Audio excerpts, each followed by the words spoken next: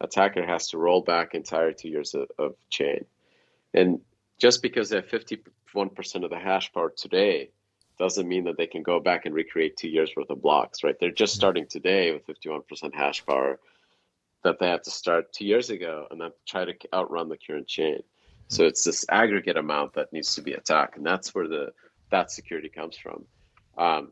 With Solana, that attack is impossible, but in all Byzantine fault-tolerant systems, that set of the network, that Nakamoto coefficient, that minimum set that can collude to disrupt the flow of information, if they can also split the other half, then they can create two sets that appear to have 2/3 of the network agreeing on something, right? Because there's one third plus one bad actors, and two 1/3s left.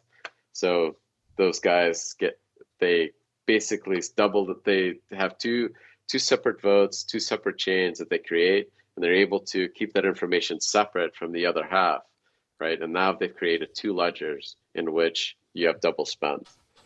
So that kind of attack is possible. And the only way to defend against that attack is through key security, because you need to have high control of the keys that are participating in the network so an attacker just doesn't intrude, right, and get control of a third or more.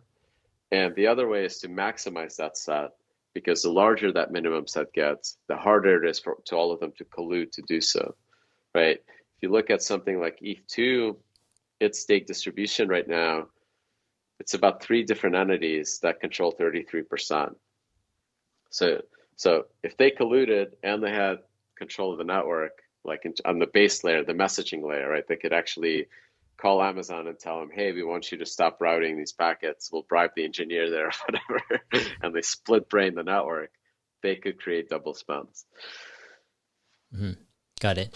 I mean, with Solana, are there any security kind of weaknesses or compared to other, protocols?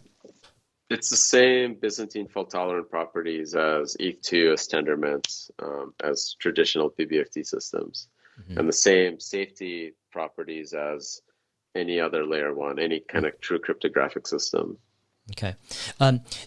Recently, I want to transition a bit into kind of Bitcoin, and some people are criticizing Bitcoin with its energy kind of consumption to secure the network. I'm wondering, like, what are your thoughts? Like, is it overkill? Like, does Bitcoin really need all of this energy spend? I mean, maybe it does in terms of its structure of how proof of work works, but like, can something else be good enough? Like, can proof of stake or can proof of history or something else be good enough to provide assurance